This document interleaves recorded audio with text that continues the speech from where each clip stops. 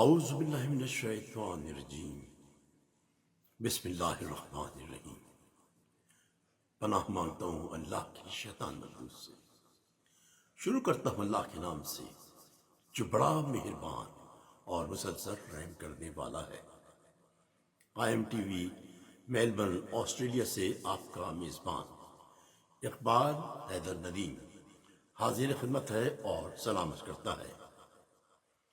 پاک ہے ذات جو بے طلب عطا کرتا ہے، جو بے حساب دیتا ہے، جس کی عطا کو کوئی روک سکتا نہیں، جس کے فیصلے کو کوئی ٹوک سکتا نہیں۔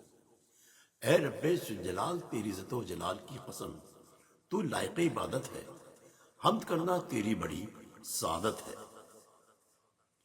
ناظرین کرام، آج 20 سفر ہے اور آج کے دن پوری دنیا میں امام حسین علیہ السلام اور شہدائے کربلا کا چیلم منایا جاتا ہے۔ جگہ جگہ جلوس برآمد ہوتے ہیں، مجالس منعقد ہوتی ہیں اور تمام مسلمان اسلام اپنے امام کی خدمت میں پرسہ پیش کرتے ہیں۔ قائم ٹی وی نے اسی دن کی مناسبت سے آج ایک مجلس عزا کا اہتمام کیا ہے۔ اس مجلس سے انڈیا کے ممتاز عالم دین اور خطیب اہل بیت عالی جناب مولانا سید محمد ذکی صاحب اللہ خطاب فرمائیں گے۔ مجلس کا آغاز ہم تلاوت کلام پاک سے کر رہے ہیں۔ ماسٹر سید محمد اسد سورہ قدر کی تلاوت فرمائیں گے۔ بسم اللہ الرحمن الرحیم۔ بسم اللہ الرحمن الرحیم۔ انا انزلناه فی لیلۃ القدر وما ادراک ما لیلۃ القدر لیلۃ القدر خیر من الف شہر تنزل الملائکۃ والروح فیہا بإذن ربہم من کل امر سلام ہی حتی مطلع الفجر۔ یہ تھے ماسٹر محمد اسد سورہ قدر کی تلاوت فرما رہے تھے۔ ہے آج بھی اس زمانے میں چرچا حسین کا، چلتا ہے کائنات پہ سکہ حسین کا۔ اہل ولا تو پڑھتے ہیں کلمہ رسول کا، ہم ہندوؤں نے پڑھ لیا کلمہ رسول کا۔ اور اب سوسانی کے لیے میں ملتمس ہوں جناب حسن رضوی صاحب اور ان کے ساتھی سے کہ وہ سوسانی فرمائیں۔ جناب حسن رضوی اور ان کے ساتھی۔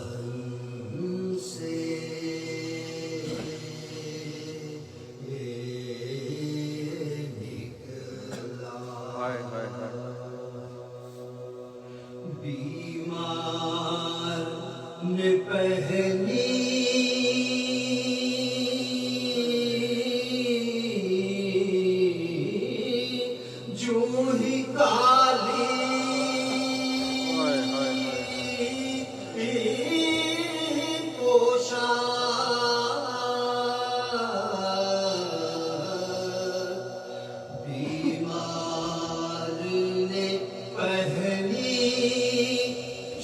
ہی کالی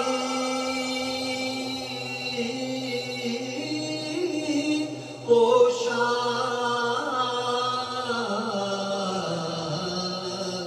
سب نے جانا کہ ہے یہ چاند دہن سے نکلا بیمار نے ابھی آپ حسن رضوی اور ان کے ساتھیوں سے سوسانی سماعت فرما رہے تھے۔ کیسے بتاؤں آپ کو کیا کیا حسین ہے،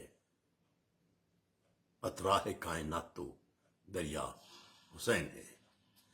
سلام پیش فرمائیں گے انڈیا کے معروف شاعر جناب سلیم امروی صاحب۔ کیسے بتاؤں آپ کو کیا کیا حسین ہے،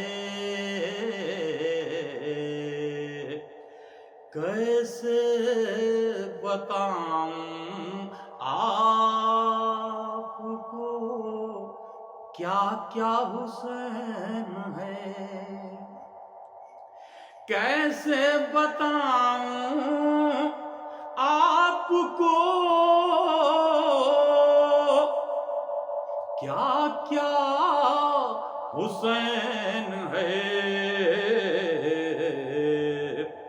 قطرہ ہے کائنات تو دریا حسین ہے، قطرہ ہے کائنات تو دریا حسین ہے، بچپن کی ہے یہ شان یہ رتبہ یہ مرتبہ،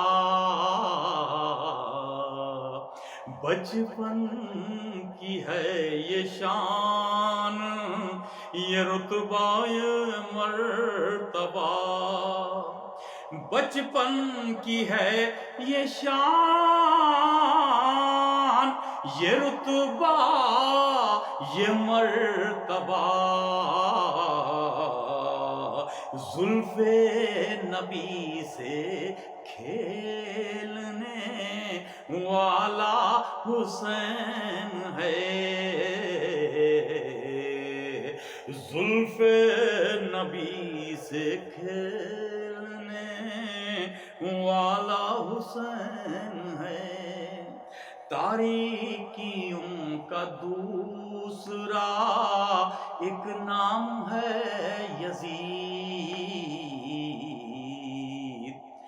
تاریکیوں کا دوسرا ایک نام ہے یزید، خود نور اور نور کا پالا حسین ہے، خود نور اور نور کا پالا حسین ہے، اس کے لبوں کے چھونے کو پانی ترس گیا، اس کے لبوں کے چھونے کو پانی ترس گیا، یہ کون کہہ رہا ہے کہ پیاسا حسین ہے،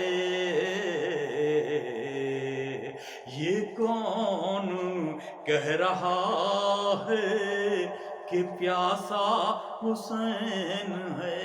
ناظرین، نام حسین میں 4 حرف ہیں، ہے سین ای نون۔ اس خاکسار کا یہ شعر جو میں نے جیسے آپ سے عرض کیا کہ آج سے تقریباً 30 سال پہلے یہ کلام میں نے کہا تھا، اور اس مناسبت سے خاص طور سے سماعت فرمائیے کہ حروف 4 ہیں نام حسین میں، کہ حق کو سلامتی کو یقین کو نماز کو، حق کو سلامتی کو، یقین کو نماز کو، حق کو سلامتی کو، یقین کو نماز کو، یکجا اگر کریں تو نتیجہ حسین ہے، یکجا اگر کریں تو نتیجہ حسین ہے۔ سب سے بڑی دلیل ہے فتح حسین کی، سب سے بڑی دلیل ہے فتح حسین کی۔ 1400 سال بعد بھی زندہ حسین ہے، 1400 سال بعد بھی زندہ حسین ہے۔ ممکن نہیں کہ عکس بھی باطل کا آ سکے، ممکن نہیں کہ عکس بھی باطل کا آ سکے، سرحد پا دین حق کی ہمالا حسین ہے، سرحد پا دین حق کی ہمالا حسین ہے۔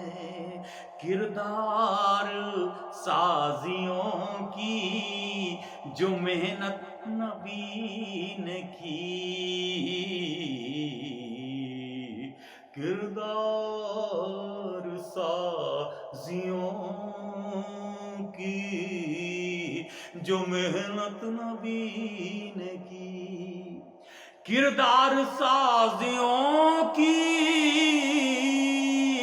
جو محنت نبی نے کی، اس کا حسین ترین نمونہ حسین ہے، اس کا حسین ترین نمونہ حسین ہے۔ بیعت کی بھیک مانگنے والا یزید ہے، بیعت کی بھیک مانگنے والا یزید ہے،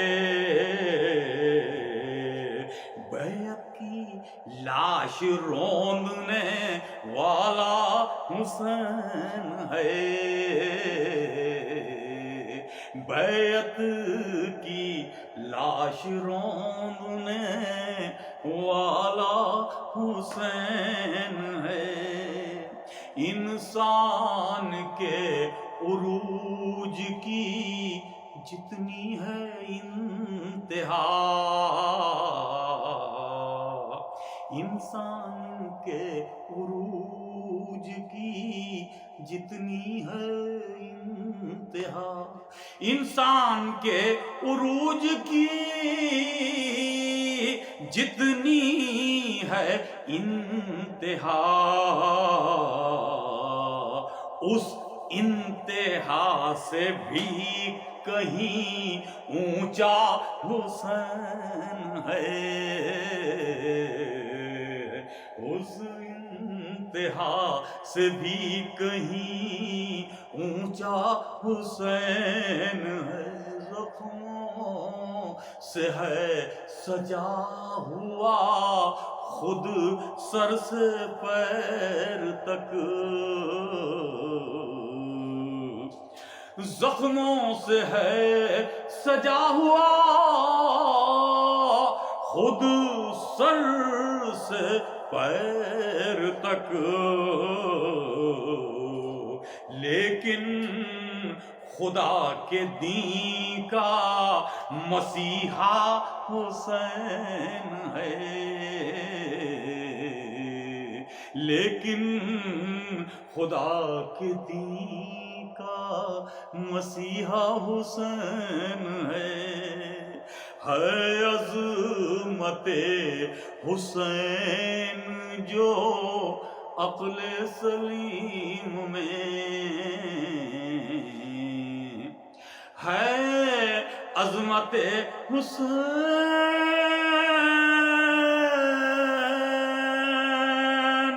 جو عقل سلیم میں،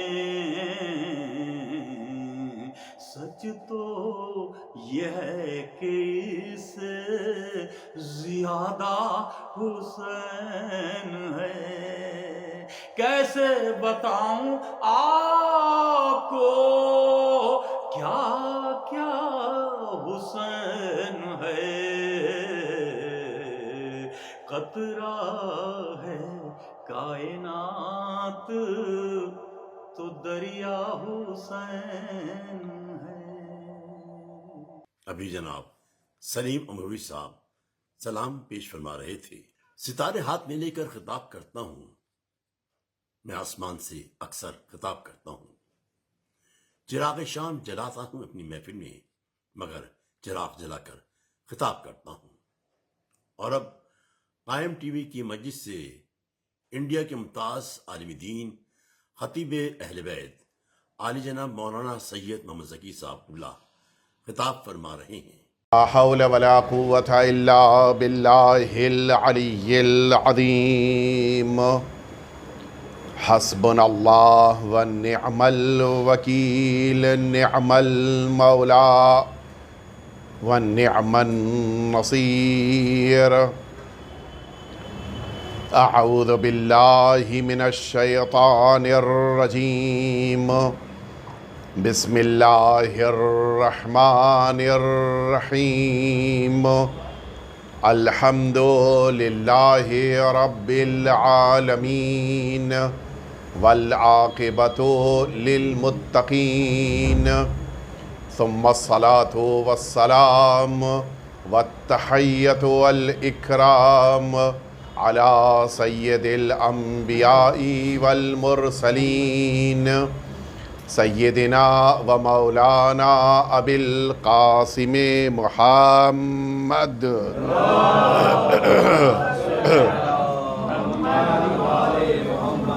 صلی اللہ علیہ وعلی اہل بیتہ الاطیبین الانجبین، الذین اذهب اللہ عنہم الرجس وطہرہم تطہیرا۔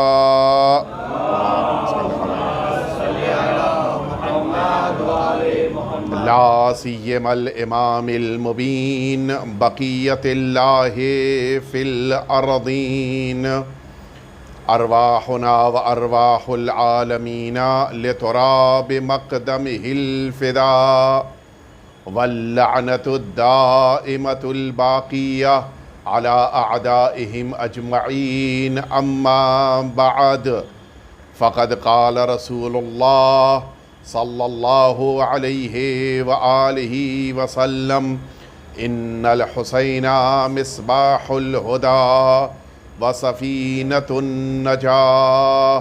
ایک دفعہ مل جل کے صلوات بھیج دیں آپ حضرات۔ عزیزان محترم، مشہور و معروف حدیث ہے کہ جس کو آپ اکثر و بیشتر نہ صرف یہ کہ سماعت کرتے رہتے ہیں بلکہ اس کے مختلف گوشے اور مختلف پہلو آپ حضرات کے ذہنوں میں محفوظ ہیں۔ حضور ختمی مرتبت نے یہ ارشاد فرمایا کہ بے شک حسین ہدایت کا چراغ ہیں اور نجات کی کشتی ہیں، ایک ایسی ذات کہ جو تمام بشریت کے لیے جب بھی جہاں بھی جس کو ضرورت ہوئی اس کے لیے ہدایت کا سرچشمہ بن جائے اور نہ صرف یہ کہ ہدایت کا سرچشمہ قرار پائے، بلکہ جب بھی کسی انسان کو نجات کی احتیاج ہو اس کے لیے بس اتنا کافی ہے کہ وہ سرکار سید الشہداء کی بارگاہ میں آ جائے۔ نتیجہ یہ ہوتا ہے کہ پھر وہی انسان جو ابھی تک جہنم میں تھا جب امام حسین کی بارگاہ میں آ جاتا ہے تو اتنا بلند ہو جاتا ہے کہ نہ صرف یہ کہ جنتی ہو جاتا ہے بلکہ حر کو علیہ السلام کہا جاتا ہے۔ ایک دفعہ مل جل کے صلوات بھیج دیں آپ حضرات۔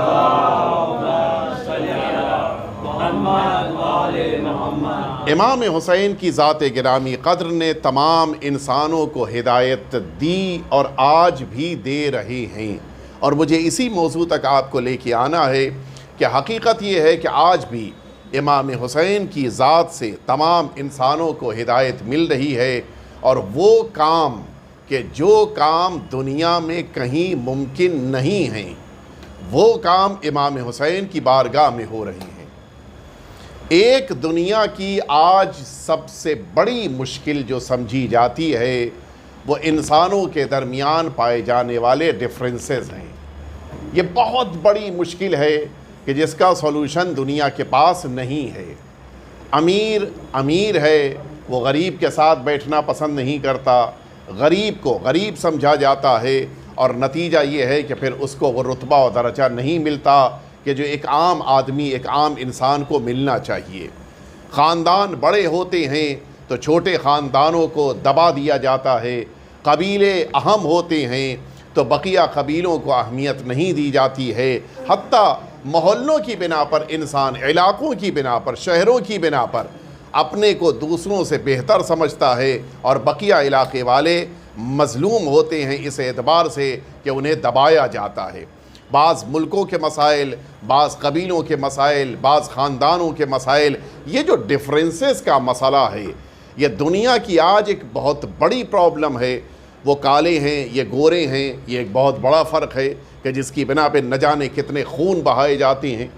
یہ عرب ہیں، یہ عجم ہیں، یہ ایک ایسا گہرا مسئلہ ہے کہ جو تاریخ میں چلا آ رہا ہے، جو آج تک یہی سبب بن رہا ہے کہ عرب اپنے کو ممتاز سمجھتا ہے اور بقیہ دنیا کو عجم یعنی گونگا سمجھتا ہے۔ یہ جو ڈفرینسز ہیں، یہ جو امتیازات ہیں، یہ جو ایک پر دوسرے کو ترجیح دینے کا جذبہ ہے کہ انسان چاہتا ہے کہ خود کو سپیریئر سمجھے، حتیٰ وہ افراد کے جو مثلاً بقیہ کے درمیان دبائے جاتے ہیں وہ بھی اپنے درمیان بھی بعض لوگوں کو اپنے سے چھوٹا بنا کر خود کو ان سے بڑا کر لیتے ہیں۔ یہ عجیب چیز ہے، دنیا کا عجیب نظام ہے۔ مثلاً آپ دیکھیے کلاسز میں جو جونیئرز ہیں وہ جونیئر رہیں گے، جو سینئرز ہیں ان کا رتبہ الگ ہے۔ ان جونیئرز میں بھی یہ خیال کیا جاتا ہے کہ کون مثال کے طور کے اوپر زیادہ ٹیچر سے قریب ہے، کون ٹیچر سے زیادہ دور ہے۔ وہ ایک عجیب مزاج ہے، انسان یہ سوچتا ہے کہ خود کو دوسروں سے بلند بنا دے، جبکہ میں عرض کروں آپ کی خدمت میں کہ اسلام جس پیغام کو لے کر دنیا میں آیا تھا اس پیغام کا ایک اہم ترین حصہ یہی ہے کہ نہ تو کسی گورے کو کالے پر اہمیت حاصل ہے، نہ کسی عرب کو عجم پر اہمیت حاصل ہے، نہ کوئی ایسا انسان کہ جو دنیا میں پیسے والا ہے اس کو غریب پر فوقیت حاصل ہے۔ دنیا میں کسی کو کسی پر کوئی امتیاز نہیں ہے، بلکہ ان اکرمکم عند اللہ اتقاکم، اللہ نے جو تمہارے لیے بنیادی طور پر فضیلت رکھی ہے وہ تمہارے خاندان کی بنا پر، تمہارے نام اور سرنیم کی بنا پر نہیں ہے، بلکہ جو اللہ نے فضیلت رکھی ہے وہ تمہارے تقوی کی بنا پر ہے۔ یہ خوف پروردگار تمہیں فضیلت دے گا، اور جتنا یہ تقوی بڑھتا جائے گا فضیلت بڑھے گی، تقوی گھٹتا جائے گا فضیلت گھٹتی جائے گی۔ لیکن دنیا نے اس تقوی کے پیغام اسلام کو آج نہیں قبول کیا۔ آج نتیجہ یہ ہے کہ ہر ایک دوسرے سے خود کو سپیریئر سمجھنا چاہتا ہے۔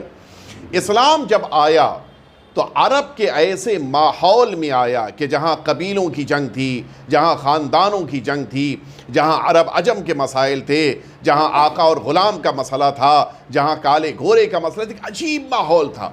لیکن اسلام نے آنے کے بعد ان سارے مسائل کو کچھ اس طرح سے ختم کیا کہ اب نوبت یہ ہے کہ مدینہ طیبہ میں اتنے فصیح اللسان یعنی اچھی زبان میں گفتگو کرنے والے، اچھی طرح سے پروناؤنس کرنے والے، اچھی طرح سے بولنے والے موجود تھے، ان کے درمیان اگر اذان کا حکم دیا تو کس کو دیا؟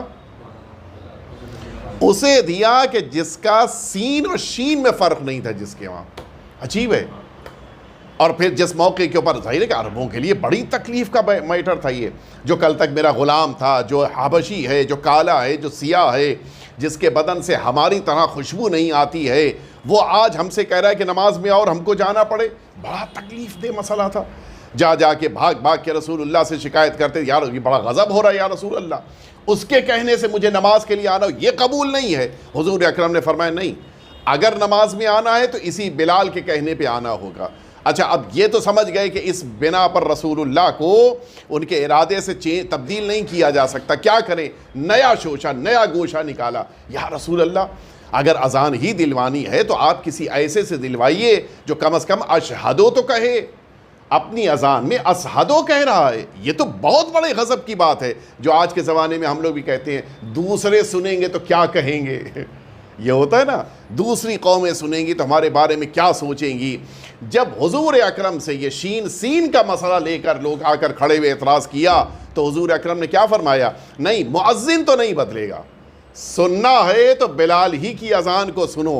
حتیٰ اب جب تمہارا یہی مسئلہ ہے کہ شین نہیں کہہ پا رہے ہیں تو فرمائے کہ سین و بلال شین عند اللہ.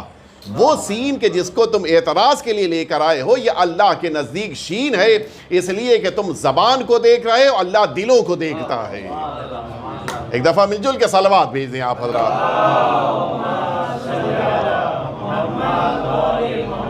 کوئی امتیاز اسلام نے نہیں رکھا. مسجد میں آئے ہو، فرسٹ کم فرسٹ ایک والی صورتحال ہے. پہلے جو آ گیا اس کو پہلی صف میں جگہ ملے گی، جگہ فکس نہیں ہے. 10 سال سے میں یہیں پر نماز پڑھتا تھا، آج دیر سے آیا ہوں تو مجھے پیچھے بیٹھنا ہے. یہ نہیں ہوگا کہ نہیں میں 10 سال سے پڑھ رہا تھا میری جگہ فکس ہے. کوئی جگہ مسجد میں سوائے امام جماعت کے کسی کی فکس نہیں ہے، کسی ایک کی جگہ فکس نہیں ہے. توجہ رہے. حتیٰ وہ جو پیش نماز کے پیچھے کھڑا ہو رہا ہے، جو بعض اوقات بعض جگہوں پہ کہا جاتا ہے کہ یہ مکبر ہے، اس کی بھی جگہ فکس نہیں ہے. کوئی جگہ مسجد میں فکس نہیں ہے. آپ کامن چیز یہ تسبیح سے جگہ رکھ کر گئے ہیں، یہ جگہ آپ کی فکس نہیں کرے گی. آپ اپنی پرسنل چیز رکھ کر جائیں تو الگ بات ہے، اپنا رومال رکھ کے جائیں، موبائل رکھ جائیں مثلا تو الگ بات ہے، لیکن آپ کامن چیز رکھ کے گئے تو جگہ فکس نہیں ہے. خاص طور سے شبائے قدر میں توجہ رہے. ہم لوگ بہت سوچ نہیں ہم نے اپنی جگہ فکس نہیں ہوئی جگہ، یہ کامن پلیس ہے. اسلام نے کسی کو امتیاز نہیں دیا ہے. حالت تو یہ ہے کہ اگر آفس کا باس ذرا آنے میں دیر ہو گئی، وضو کرنے میں تاخیر ہو گئی اور مسجد میں تب پہنچا کہ جب اس کے آفس کا پیون، نوکر، چپراسی پہلی صف میں بیٹھ چکا ہے، اس کو ہٹا کر یہ باس آگے نہیں بیٹھ سکتا، اس کو پیچھے ہی بیٹھنا ہے. اور اتفاق یہ ہے کہ اگر اس کو پیچھے جگہ ملی بالکل اس کے پیچھے، تو اب حالت یہ ہے کہ جب سجدے میں گئے تو جہاں پر غلام کا پیر ہے وہاں کے اوپر آقا کا باس کا سر ہے. نہیں، کوئی فرق نہیں ہے. تم اللہ کی بارگاہ میں یہاں باس نہیں ہو، باس اپنے آفس میں ہو، مالک تم اپنے آفس میں یہاں نہیں ہو. یہاں اللہ کی بارگاہ میں سب برابر ہیں. آپ طواف میں چلی، کوئی وقت فکس نہیں ہے کہ امیروں کا وقت الگ ہے، غریبوں کا الگ وقت الگ، کوئی وقت نہیں فکس ہے.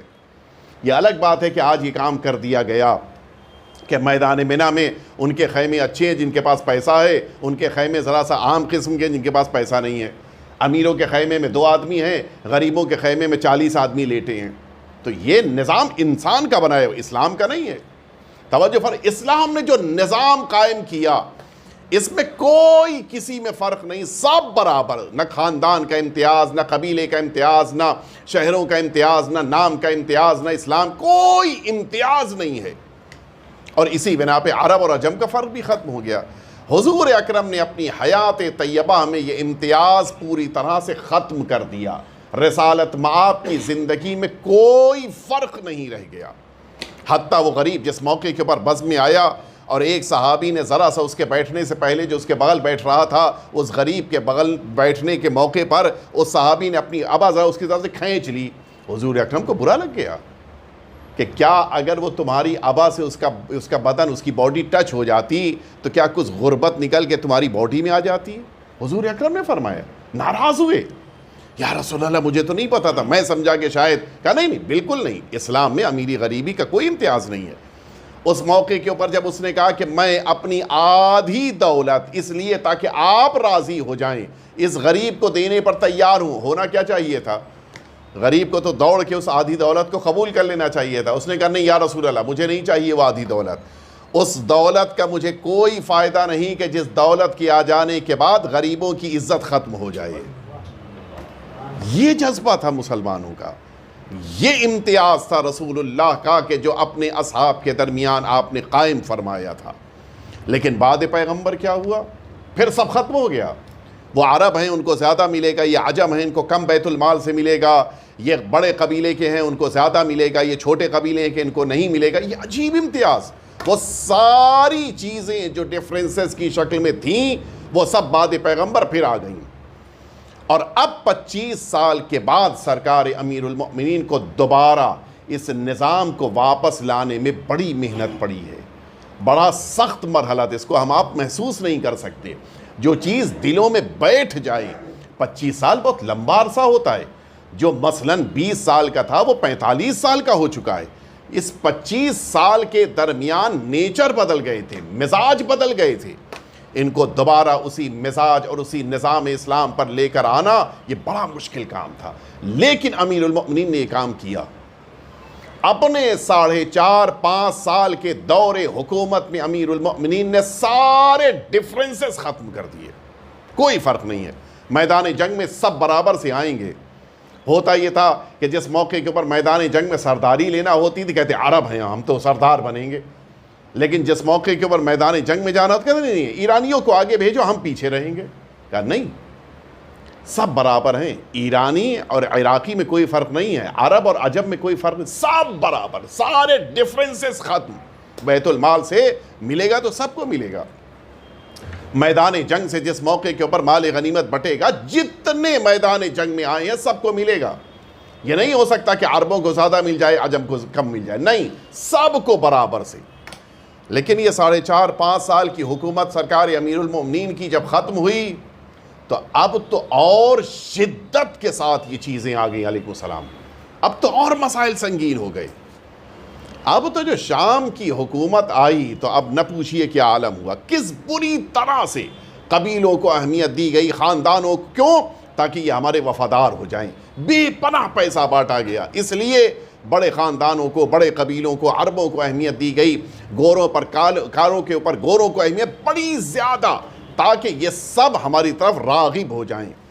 اب ضرورت اس بات کی تھی کہ کوئی ایسی ذات دوبارہ سامنے آئے کہ جو ان سارے امتیازات کو، سارے ڈیفرنسز کو ختم کر دے۔ کون تھا جو یہ کام کر سکتا تھا؟ سوائے رسالت مآب اور امیر المؤمنین کے وارث امام حسین کے کوئی یہ کام نہیں کر سکتا تھا۔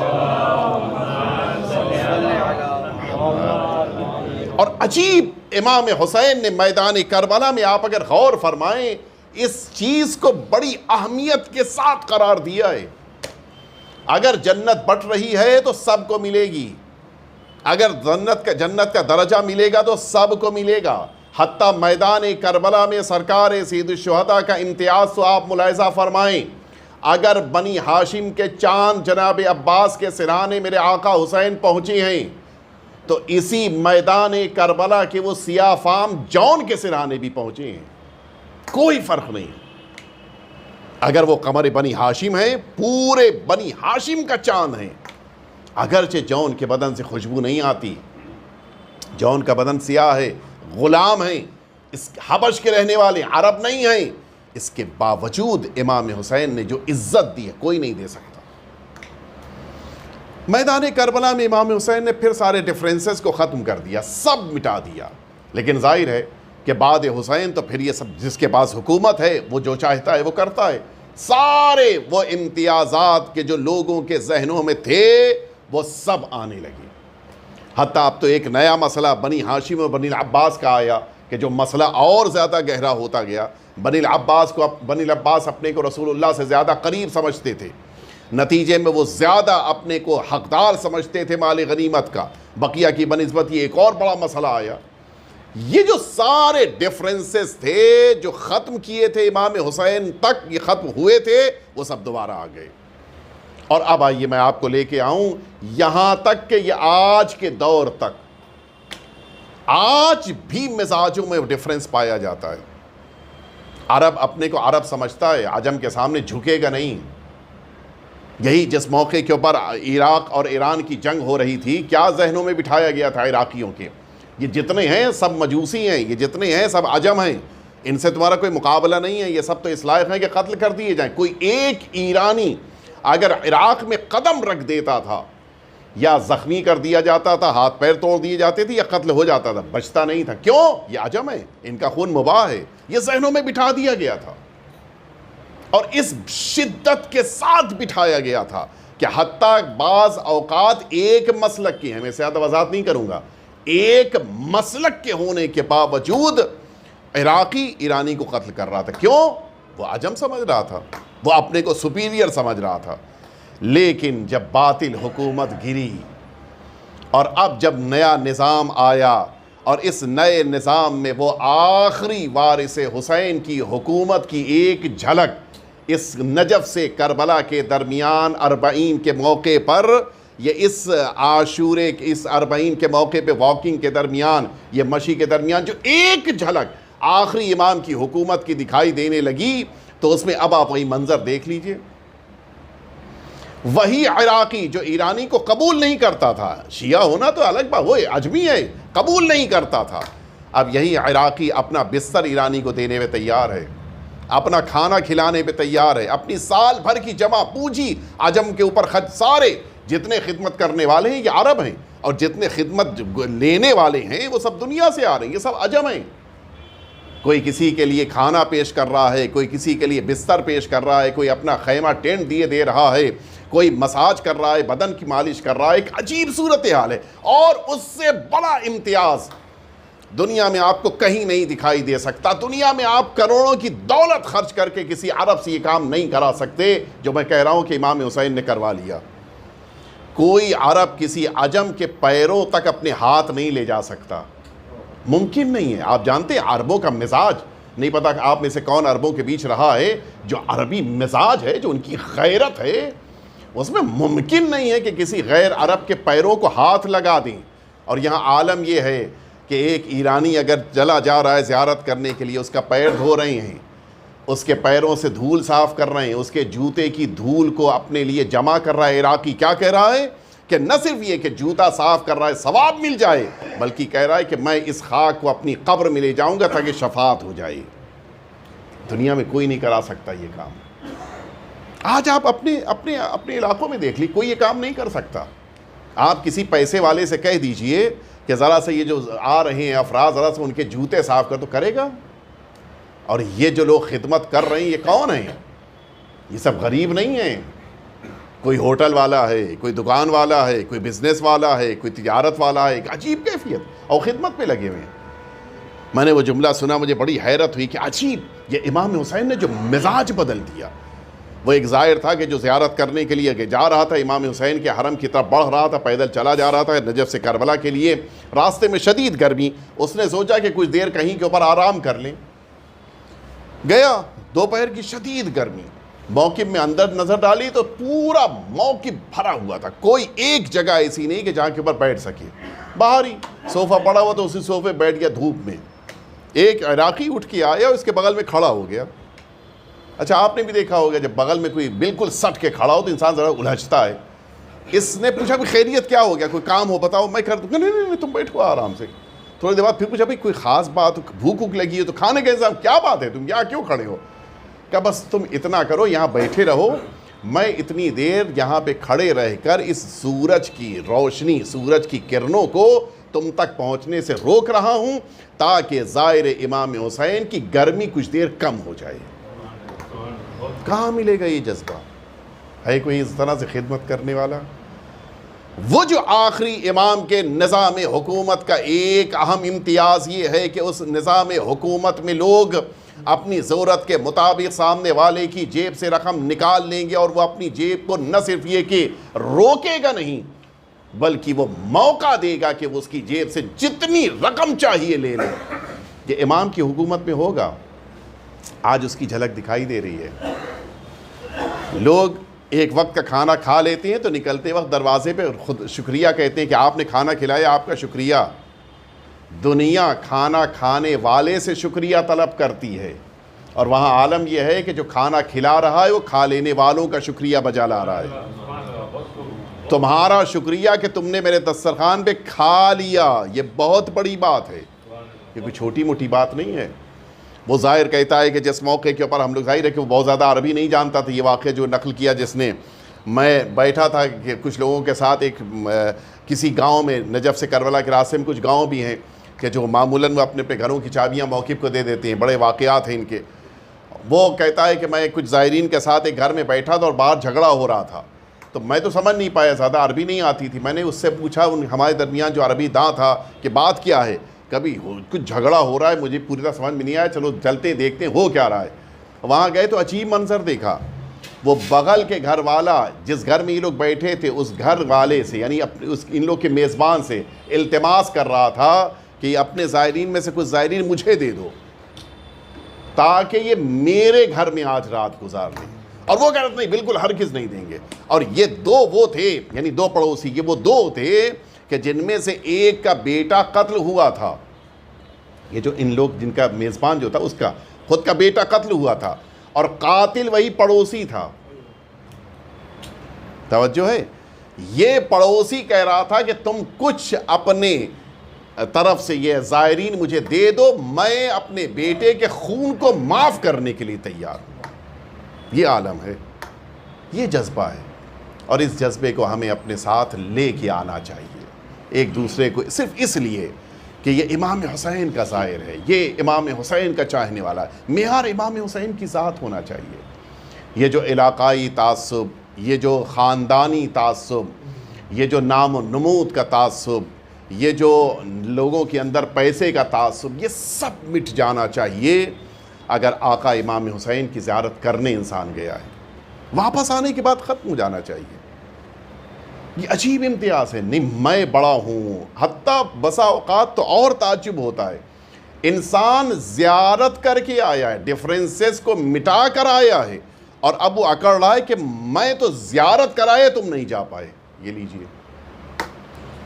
اس کے اندر اور زیادہ انکسار ہونا چاہیے یا اکڑ پیدا ہونا چاہیے؟ اپنی زیارتوں کو ان ساری چیزوں کے ذریعے سے خراب نہ کریں, یہ ہماری بڑی ذمہ داری ہے. اور آپ یقین جانیں, اگر آقا نے اپنی بارگاہ میں بلایا ہے تو کچھ ضرور تھا کہ آپ کو دینا چاہا ہے, کچھ ضرور تھا. میں اس لیے جملہ عرض کرنا چاہ رہا ہوں کہ بعض لوگوں کے دل ٹوٹے ہوئے ہیں. بہت سے ایسے افراد ہیں کہ جنہوں نے چاہا نہیں جا پائے, کسی کو آفس سے چھٹی نہیں مل پائی, کسی کو مثال کے طور کے اوپر کام نہیں پورا ہو پایا, کسی کا پیسہ پورا کمپلیٹ نہیں مل پایا, کچھ مشکل تھی نہیں جا پائے. بڑا دل دکھتا ہے, مولا کہیں ایسا تو نہیں ہے کہ ہم کو آپ نے خود سے دور کر دیا. میں عرض کروں, علامہ امینی, آپ نے نام سنا ہوگا, شیخ عبد الحسین امینی علیہ رحمت و رضوان, بڑے جلیل القدر عالم دین گزرے ہیں. کتاب الغدیر لکھی ہے, بڑی قیمتی کتاب ہے. علامہ امینی کے بیٹے نے واقعہ نقل کیا کہ میرے والد نے بتایا کہ میں ایک زمانے میں کسی ایک کام کے لیے سرکار امیر المؤمنین حضرت علی ابن ابی طالب علیہ السلام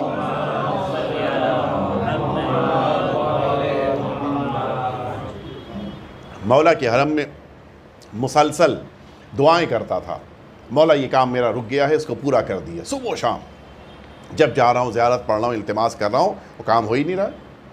اچھا ایک دن, دو دن انسان کہتا ہے, پھر اس امید میں کام ہو جائے گا, چوتھا دن, پانچواں دن, 10واں دن, 30 دن, 1 مہینہ, 1.5 مہینہ ہو جائے, تب تو پھر ذرا سا انسان بھی عقیدہ بھی کتنا مضبوط و ڈاواڈول ہونے لگتا ہے. علامہ امینی جیسا وہ عظیم انسان, جن کا جملہ ہے کہ اگر میں زندگی کے پہلے لمحے سے لے کر زندگی کے آخری لمحے تک روتا رہوں, گریا کرتا رہوں, پھر بھی امیر المؤمنین علی کی مظلومیت کا حق نہیں ادا ہوگا. ایسا یقین رکھنے والا. کہتے ہیں کہ ایک دن میں کھڑا ہوا تھا, میں نے دیکھا کہ ایک دیہاتی آیا, ایک عرب کا دیہاتی, اور اس نے اپنے بیٹے کے لیے, کہ جو بیٹا بالکل اس کا معذور تھا, اس بیٹے کے لیے کھڑے ہو کے بڑے دیہاتی لہجے میں بغیر کسی ادب احترام کے، نہ کوئی سلام نہ کوئی زیارت، کچھ نہیں، مولا کے سامنے آئے. ابو الغوث آپ جانتے ہیں کہ دو شخصیتوں کے لیے ابو الغوث کہتے ہیں، سرکار امیر المومنین اور ایک سرکار وفا. یا ابو الغوث کہتا ہوا آیا کہ میں آپ کی پناہ لینے آیا ہوں، میرے بیٹے کو شفا چاہیے ہے.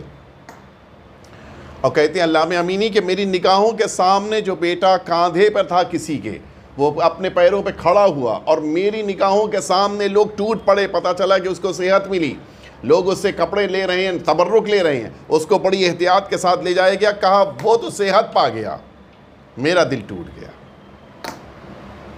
میں نکل آیا حرم سے، میں نے کہا مولا میری ویلیو اس دیہاتی جیسی بھی نہیں ہے، میں نے اتنی کتاب لکھی، اتنی خدمت کی، اتنے سال آپ کے حرم میں رہا، اتنے سال میں زیارت پڑھتا رہا، دعا کرتا رہا، میری ویلیو اس دیہاتی جیسی بھی نہیں ہے. دیہاتی آیا لے کے چلا گیا، ہم اتنے دنوں سے. علامہ امینی کا بیان اپنے بیٹے سے، میں نے اس رات سرکار امیر المؤمنین حضرت علی ابن ابی طالب علیہ السلام کی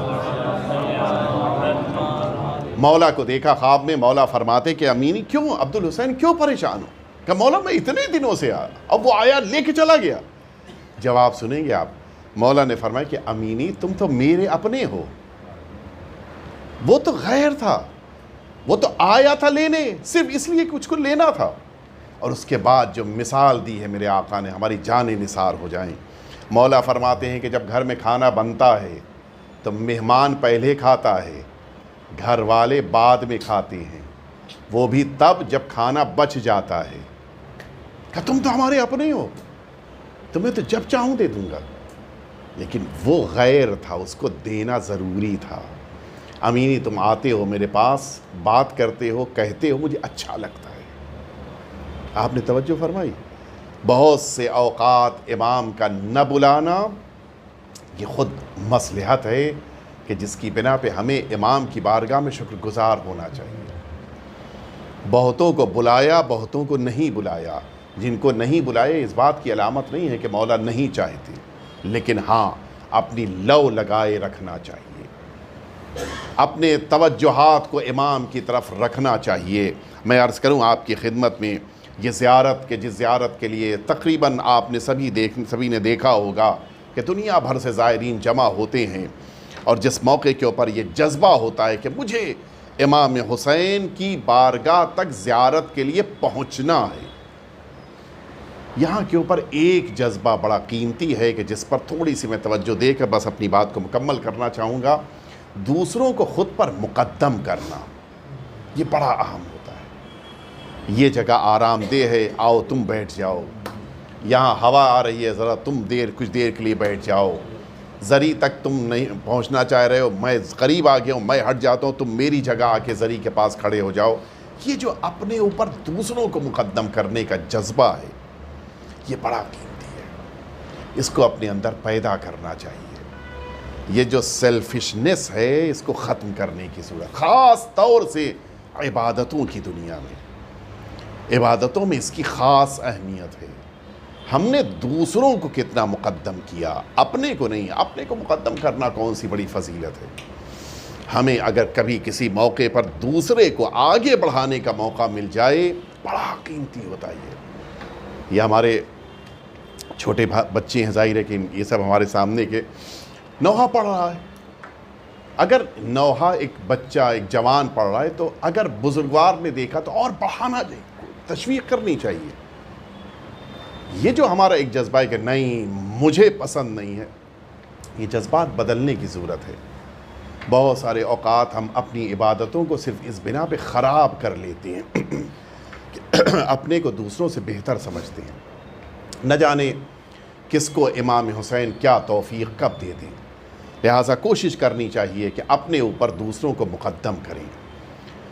بس میں نے اپنی بات کو ختم کیا. واقعاً سرکار سید الشہداء کی زیارت صرف 40 کے موقع پر ہی نہیں، زندگی کے کسی بھی مرحلے میں کسی بھی پڑاؤ پر ہو، یہ انسان کے لیے بہت بڑی سعادت ہے.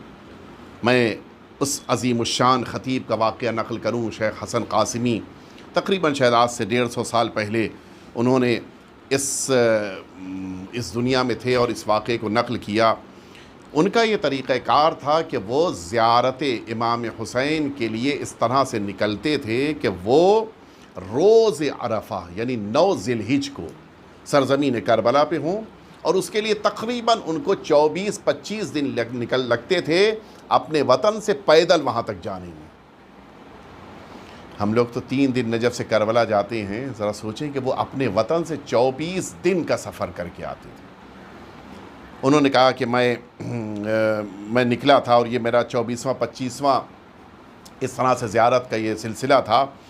میرے ساتھ کافی لوگ تھے، میرے ساتھ ایک یزد کا بھی انسان تھا کہ جو زیارت کے لیے آیا تھا، اور اتفاق یہ ہے کہ ہم لوگ رات میں کہیں پر قیام پذیر ہوئے، اور صبح ہوتے ہوتے اس کی حالت اتنی بگڑی، بیمار ہوا، اتنی بگڑ گئی کہ اب تو ممکن ہی نہیں تھا کہ پاس کے کسی گاؤں جا کر کسی طبیب کو لے کے، اس زمانے میں تو ممکن ہی نہیں تھا، بڑا طویل سفر ہوتا تھا، بڑی مشکلات۔ اس سے پہلے کہ کسی کو بلایا جائے کہ اس کا علاج کرے، وہ دنیا سے بس اب آخری سانسیں لینے لگا۔ اس نے مجھ سے ایک جملہ کہا، اچھا میرے ساتھ اٹھتا بیٹھتا تھا، مجھ سے زیادہ قریب ہو گیا تھا، اٹیچ ہو گیا تھا، مجھ سے کہنے لگا کہ مولانا حاجی آغا آپ جا رہے ہیں کربلا، میں مر جاؤں گا یہیں پہ، لیکن مجھے یہاں دفن نہیں کیجیے گا، میرے جنازے کو لے جا کے کربلا میں دفن کیجیے گا۔ انہوں نے کہا یہ تو پاسبل ہی نہیں ہے، اس زمانے اور آج کے زمانے میں بہت فرق ہے۔ اچھا اس زمانے میں لوگ سواری لے کے چلتے، آج کے دور میں ضرورت نہیں ہے، اس لیے ضرورت لے کے نہیں آتے، ورنہ اس زمانے میں سواری لے کے، حتی روایتوں میں بھی ہے یہ جو 5ویں امام کے لیے ہے کہ 24 حج آپ نے فرمائے، یا دوسرے امام نے جو 23 حج فرمائے خانہ کعبہ کے، ہمیشہ اپنے ساتھ سواری لے کر گئے۔ اہل بیت اطہار ہمیشہ سواری لے کے جاتے تھے تاکہ واپسی میں بھی کام آئے، اور بھی اس کی کئی وجوہات بیان ہوئی، اس طرف مجھے نہیں جانا ہے۔ سواری ہے لیکن میں لے کیسے جاؤں گا؟ آسان تو نہیں ہے کہ تمہارے گھوڑے پہ میں تم کو لے کے چلا جاؤں، تو ایک گھوڑا ہی تو ہے تمہارا، نہیں لے آ سکتا۔ کہا نہیں، آپ کو لے کے جانا ہے، مجھ سے وعدہ کیجئے۔ حتیٰ اس نے کہا کہ میرا جتنا مال، جتنا سرمایہ سب آپ کا۔ انہوں نے کہا بھی میرا مسئلہ پیسے کا نہیں ہے، مجھے پیسہ نہیں چاہیے، لیکن میں لے کے نہیں جا سکتا۔ کہ نہیں آپ وعدہ کیجئے۔ اتنا زیادہ اس سے، اچھا آخری وقت تھا، اس طرح سے اصرار کر رہا تھا کہ انہوں نے ہاں کہہ دیا، انتقال کر گیا۔ کہتے ہیں شیخ حسن قاسمی کہ اب قافلے والے تو کوئی راضی نہیں ہے، یہاں تک کہ وہاں دفنانے کی بات تو دور کی بات، سب چھوڑ کے چلے گئے کہ بس 12 دن بچے ہیں عرفے کے دن میں، اور اگر ایک دن بھی ہم ٹھہرے تو ہم نہیں پہنچ پائیں گے عرفے کے دن سرزمین کربلا، ہمیں جانا ہے۔ سب چلے گئے۔ شیخ حسن قاسمی کہتے کہ اب میرے لیے تو بہت بڑا مسئلہ تھا، اکیلے مجھ کو لے کے جانا۔ میں نے بڑی مشکل سے 2 بانس کے اوپر اس کو باندھا، اس کے جنازے کو اس کے گھوڑے کے اوپر لے آ کے اس کو باندھا، لیکن جیسے ہی میں آگے بڑھتا تھا وہ بانس جھک جاتا تھا، ایک طرف جنازہ جھک جاتا تھا۔ بڑا مشکل مسئلہ، میں کیسے لے کے جاؤں؟ میں بہت پریشان، 2 بار 3 بار 4 بار میں عاجز آ گیا۔ کہتے ہیں شیخ حسن قاسمی کہ میں زمین پہ بیٹھ گیا اور میں نے کربلا کا رخ کیا اور کہا کہ مولا یہ میرا رشتہ دار نہیں ہے، میں لے کے آ رہا ہوں مولا، صرف اس لیے لے کے آ رہا ہوں کہ یہ آپ کا زائر ہے بس، اور میرا کوئی رشتہ نہیں ہے اس سے، حتیٰ میرا تو وطن بھی الگ ہے اس سے۔ کہتے میں اس طرح سے تڑپ کی آواز دے رہا تھا کہ میں خود نہیں سمجھ پا رہا تھا کہ میں کہہ کیا رہا ہوں امام سے، اتنا زیادہ میں دل برداشتہ ہو چکا تھا، اس لیے کہ اگر اس طرح سے دھیرے دھیرے میں لے کے آگے بڑھوں گا تو میں عرفے کے دن تو کربلا پہنچ ہی نہیں سکتا، میرا اور دل ٹوٹ رہا تھا، اور 12 دن کے اندر تو اس میت کا نہ جانے کیا حال ہوگا۔ میں فکر میں ڈوبا ہوا، پریشان، عجیب حالت تھی میری، کہ اچانک مجھے محسوس ہوا کہ جیسے کچھ شخصیتیں ہیں جو میرے قریب آ رہی ہیں۔ آپ محسوس فرمائیں کہ کتنی محبت ہے اس آخری امام کو، امام حسین کے زائر سے۔ عزت دیجئے ان زائران امام حسین کو۔ کہتے ہیں شیخ حسن قاسمی کو تشریف لائے، پوچھا کیا پریشانی، کیوں پریشان ہو؟ کب میں آپ کو تو نہیں پہچانتا، لیکن آپ دیکھ رہے ہیں، آپ سمجھ رہے ہیں کہ اس میت کو مجھے کربلا لے جانا ہے، میں کیسے لے جاؤں گا؟ کہتے ہیں شیخ حسن قاسمی کہ انہوں نے کہا کہ روکا جائے، اس میت کو اتارا جائے، گھوڑے سے اتارا گیا۔ انہوں نے ایک جملہ کہا، میں بعد میں عرض کروں گا، انہوں نے ایک جملہ کہا، وہیں کے اوپر ان کے ساتھ موجود افراد نے زمین کے اوپر ایک نیزہ مارا، پانی کے چشمہ جاری ہوا، اسے وہیں پر غسل دیا گیا۔ پھر ایک دوسرا جملہ جو میں بعد میں عرض کروں گا، اس شخصیت نے کہا، پھر اس کو کفن پہنایا گیا، اور اس کے بعد خود امام نے نماز پڑھی، اور اس کے بعد گھوڑے کے اوپر جب اس کو باندھا کہ اب اس کو لے کے جاؤ، اور یہ کہہ کر امام نے اب جو گھوڑے کو آگے بڑھایا تو اگلے ہی قدم میں شیخ حسن قاسمی کہتے ہیں ہم لوگ کربلا میں تھے، میں نے گھوم کے دیکھا تو میرے ساتھ پیچھے کوئی نہیں تھا، لیکن میں کربلا پہنچ گیا اور 11 دن کے بعد وہ قافلہ جس کو راستے میں چھوڑ کے آئے تو کربلا پہنچا۔ میں نے لے آ کے اس کو دفن کر دیا۔ اب آپ وہ جملہ سنیں گے کہ جو فرمایا تھا امام نے فرمایا تھا کہ اے حسن قاسمی، کیا یہ ممکن ہے کہ میرے جد حسین کے جنازے کو بغیر غسل کے رکھا جائے؟ جب غسل دے دیا گیا تو جملہ فرمایا تھا، کیا یہ ممکن ہے کہ میرے جد اور آقا کے جنازے کے ایک چاہنے والے، ایک عزادار کے جسم کو بغیر کفن کے قرار دیا جائے؟ اور پھر اس کے بعد فرمایا تھا، کیا یہ ممکن ہے کہ کسی زائر حسین کو بغیر نماز کے چھوڑ دیا جائے؟ ہاں، آخری امام کو اتنی محبت ہے ان افراد سے کہ جو امام حسین کی زیارت کے لیے جاتی، نہ جانے کتنا شوق ہے آقا کو کہ ایک زائر حسین کا جسم بغیر غسل کے نہ رہ جائے، ایک زائر حسین کا جسم بغیر کفن کے نہ رہ جائے۔ میں کہوں گا آقا یہ جس کے زائر ہیں، خود ان کا جسم اطہر زمین کربلا پہ تھا، خود جس کے زائر ہیں ان کے جسم اطہر کو وہاں کربلا میں کفن نہ دیا گیا۔ ہاں، وہ تاریخیں اب قریب ہیں، آپ ذرا انصاف سے بتائیں، آپ جب کسی کی خبر سنتے ہیں یہ پہلا احساس پیدا ہوتا ہے کہ اس کو دفن کیا گیا یا نہیں دفن کیا گیا؟ کوئی بہن کے دل سے پوچھے جس نے اپنے بھائی کے جنازے کو زمین کربلا پہ دیکھا تھا، بغیر غسل و کفن کے دیکھا تھا، بغیر دفن کیے ہوئے دیکھا تھا، اس بہن زینب کا کیا عالم ہوگا؟ کوئی اس بیٹی کے دل سے پوچھے جس کو اپنے بابا کی قبر کی زیارت کا شوق تھا، لیکن اس ننھی سی بچی کو بابا کی زیارت قبر کی ظاہری طور پہ نہیں مل پائی۔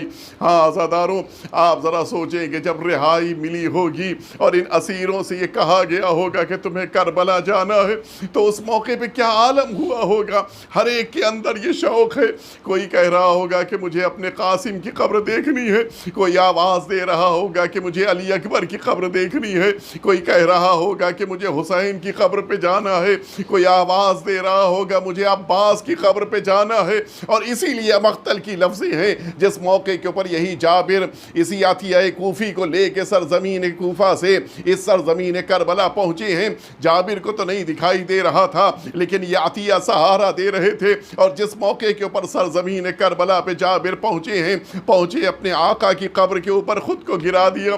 پہچانتے نہیں تھے لیکن آثار سے پتہ چل گیا کہ یہ زہرا کے لاڈلے حسین کی قبر ہے۔ جناب جابر نے آواز دیا، آقا آپ کا غلام زیارت کرنے کے لیے آیا ہے۔ ابھی زیارت کر ہی رہے تھے کہ اچانک آواز آئی، اے جابر میری قبر سے دور چلے جاؤ۔ تڑپ کے آواز دی کہ آقا میں تو آپ کا چاہنے والا ہوں۔ فرمایا نہیں، میری بہن آ رہی ہے، اسیروں کا قافلہ واپس آ رہا ہے، اے جابر ذرا دور چلے جاؤ۔ عطیہ کے ساتھ جابر آئے، کچھ دور آ کے کھڑے ہوئے۔ عطیہ کا بیان کہ میں نے دیکھا خاک اڑنی شروع ہوئی، میدان کربلا کی طرف قافلے نے آنا شروع کیا، لیکن عجیب جملہ کہتے ہیں کہ اچانک میں نے دیکھا کہ ناقہ جیسے ہی سرزمین کربلا پہ پہنچا، اس ناقے سے ایک بی بی نے خود کو زمین پہ گرایا اور خود گھٹنیوں کے بل آگے بڑھنا شروع کیا۔ آواز دیتی جا رہی تھی، این ابن امی، میرا ماجایا حسین کہاں دفن ہے؟ مجھے بتا دو، مجھے حسین کی لحد پہ جانا ہے۔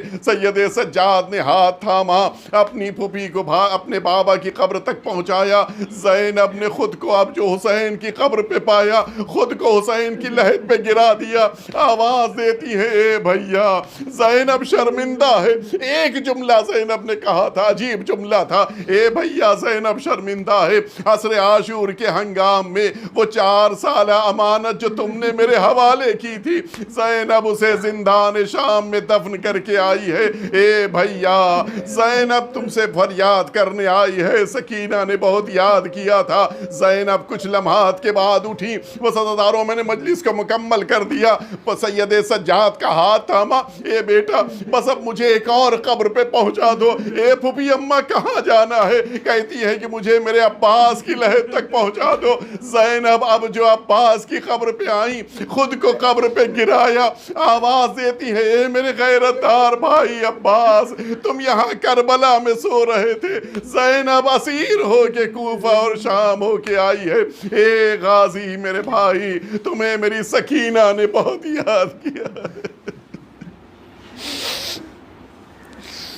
الا لعنت اللہ علی القوم الظالمین۔ ابھی انڈیا کے ممتاز خطیب، ممتاز عالم دین عالی جناب مولانا سید محمد ذکی صاحب مجلس سے خطاب فرما رہے تھے۔ برپا ہے فلک پر شہ دلگیر کا ماتم، کرتے ہیں ملک صاحب توقیر کا ماتم۔ برپا ہے فلک پر شہ دلگیر کا ماتم، کرتے ہیں ملک صاحب توقیر کا ماتم۔ اونٹوں کے سن ہاتھ میں اور توق گلے میں، جھنکار بھی کرتی چلی زنجیر کا ماتم۔ اور اب اصغر رضوی، اکبر رضوی، رضوی برادران نوحہ خوانی اور سینہ زنی کریں گے۔ خالیہ گوش لیے شام سے آتی ہے بہن، خالیہ گوش لیے شام سے آتی ہے بہن، خالیہ گوش لیے شام سے آتی ہے بہن، خالیہ گوش لیے شام سے آتی ہے بہن۔ بھائی کو داغ سکینہ، بھائی کو داغ سکینہ کا دکھاتی ہے بہن، خالیہ گوش لیے شام سے آتی ہے بہن، خالیہ گوش لیے شام سے آتی ہے بہن۔ دور زائے نے یہ آواز سنی تو ہوگی، بوڑھے زائے نے یہ آواز سنی تو ہوگی، جابر اٹھ جاؤ میری، جابر اٹھ جاؤ میری قبر پہ آتی ہے بہن، خالیہ گوش لیے شام سے آتی ہے بہن، خالیہ گوش لیے شام سے آتی ہے بہن۔ سر کھلے کیسے پھری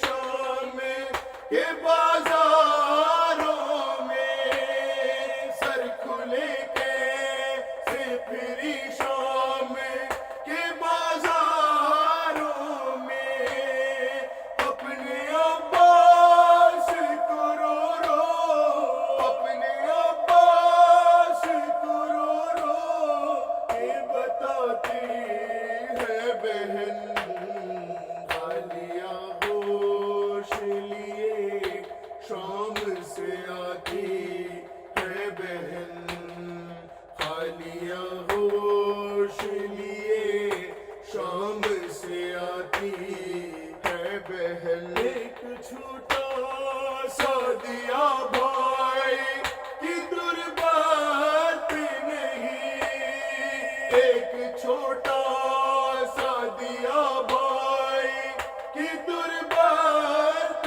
نہیں، اپنے اشکوں سے مگر، اپنے اشکوں سے مگر شمع جلاتی ہے بہن، خالیہ گوش لیے شام سے آتی ہے بہن، خالیہ گوش لیے شام سے آتی ہے بہن۔ کچھ نہیں ساتھ جو گھر جاتے ہوئے لے جاتی، کچھ نہیں ساتھ جو گھر جاتے ہوئے لے جاتی، ایک دل ہے جو یہی، ایک دل ہے جو یہی چھوڑ کے جاتی ہے بہن، خالیہ گوش لیے شام سے آتی ہے بہن، خالیہ گوش لیے شام سے آتی लगता है अभी चीख उठेगी ज़ैनब, ऐसा लगता है अभी चीख उठेगी ज़ैनब। नील रस्सी के दिलावर, नील रस्सी के दिलावर वो दिखाती है बहन। आलिया होश लिए शाम से आती है बहन। आलिया होश लिए शाम से आती है बहन। दाग इतने है दिखाए तो दिखाए कब तक, दाग इतने है दिखाए तो दिखाए कब तक। दर्द इतना है कि रुक रुक, दर्द इतना है कि रुक रुक के सुनाती है बहन। खालिया होश लिए शाम से आती है बहन। खालिया होश लिए शाम से आती है बहन। लफ्ज मिलते नहीं पथराए हुई आँखों से, लफ्ज मिलते नहीं पथराए हुई आँखों से।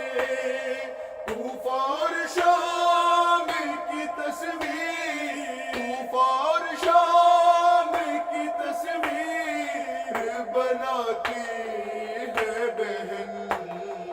आलिया होश लिए शाम से आती है बहन।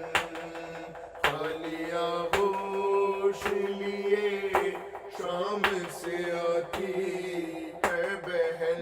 रिदा ज़ैनब मुज़्तफ़ मुसद्दिक़ का सलाम, रिदा ज़ैनब मुज़्तफ़ मुसद्दिक़ का सलाम। भाई की फर्श अज़ा, भाई की फर्श अज़ा अभी बिछाती है बहन। आलिया होश लिए शाम से आती है बहन। आलिया होश लिए शाम से आती है बहन। भाई को दाग सकीना, भाई को दाग सकीना का दिखाती है बहन। आलिया होश लिए शाम से आती है बहन। अभी इंडिया के मारूफ नौहा खां जनाब अकबर रिजवी और असगर रिजवी नौहा ख्वानी कर रहे थे, और अब सबसे आखिर में राहिल मांझी अपने मखसूस अंदाज में पुरसा पेश करेंगे। जनाब राहिल मांझी। गाजी तेरे मरने से तेरी बहनें उजड़ गई भैया, है गाजी तेरे मरने से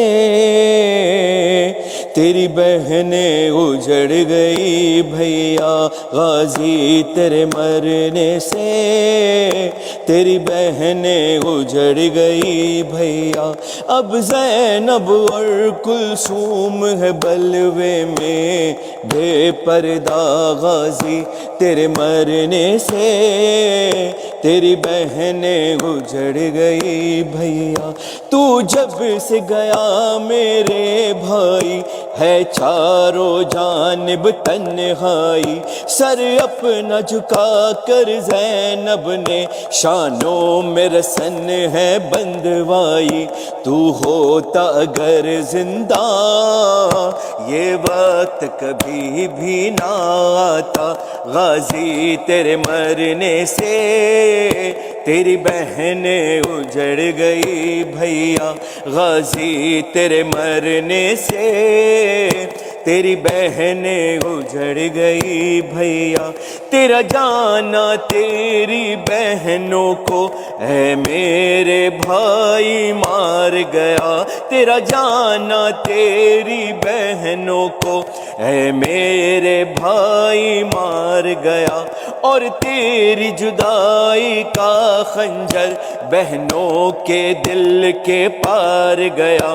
پردیس میں غربت میں تقدیر نے یہ دن دکھلایا، غازی تیرے مرنے سے تیری بہنیں اجڑ گئی بھیا، غازی تیرے مرنے سے تیری بہنیں اجڑ گئی بھیا، عباس تیری پیاری بہنیں بے مکھنا اور بن چادر ہے، عباس تیری پیاری بہنیں بے مکھنا اور بن چادر ہے، تو جان لٹاتا تھا جن پر وہ بلوے میں ننگے سر ہے، بھائی اپنے اپنے بالوں سے چھپایا ہے چہرہ، غازی تیرے مرنے سے تیری بہنیں اجڑ گئی بھیا،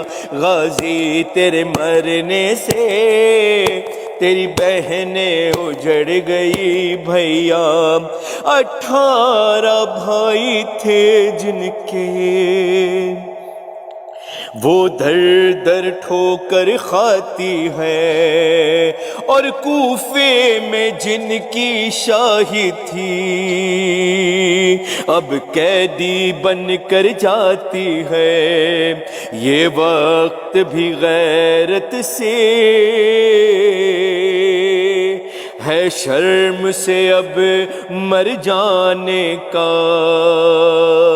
18 بھائی تھے جن کے وہ در در ٹھوکر کھاتی ہے، کوفے میں جن کی شاہی تھی اب قیدی بن کر جاتی ہے، یہ وقت ہے غیرت سے اور شرم سے اب مر جانے کا، غازی تیرے مرنے سے تیری بہنیں اجڑ گئی بھیا، غازی تیرے مرنے سے تیری بہنیں اجڑ گئی بھیا، کل تک یہ تصور کرنا بھی لوگوں کے لیے تھا ناممکن، بازار میں لائی جائے گی عباس کی بہنیں بھی ایک دن، اور ان کو بھی ایک دن بن چادر دیکھے گی دنیا، غازی تیرے مرنے سے تیری بہنیں اجڑ گئی بھیا، غازی تیرے مرنے سے تیری بہنیں اجڑ گئی بھیا، پردے کے محافظ کو واعظ آواز لگاتی تھی بہنیں، خو اپنی آنکھوں سے راحل ہر وقت بہاتی تھی بہنیں، سر پیٹ رہی تھی سب اور پڑھتی تھی سب یہ نوحہ، غازی تیرے مرنے سے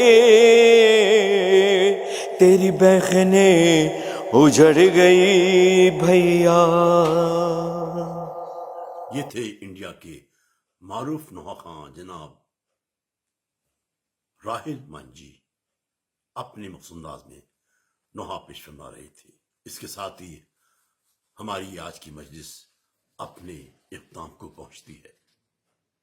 میں قائم ٹی وی کی پوری ٹیم کی جانب سے تمام شرکائے مجلس کا دل کی گہرائیوں سے شکریہ ادا کرتا ہوں، اور دعا گو ہوں کہ پاک پروردگار ہماری عیسائی کو اپنی بارگاہ میں قبول فرما اور جناب سیدہ فاطمہ الزہرا سلام اللہ علیہ اپنی بارگاہ میں قبول فرمائے اور اس کا اجر عظیم عطا فرمائے۔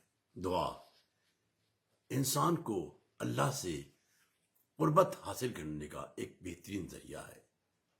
دعا مومن کا ہتھیار ہے، اسے استعمال کرنا چاہیے۔ اپنی دعاؤں میں اپنے مومن بھائیوں کو یاد رکھا کریں۔ اس دعا کے ساتھ اقبال حیدر ندیم آپ سے اجازت چاہتا ہے۔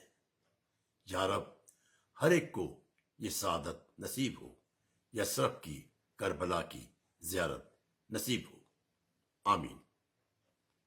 اللہ حافظ۔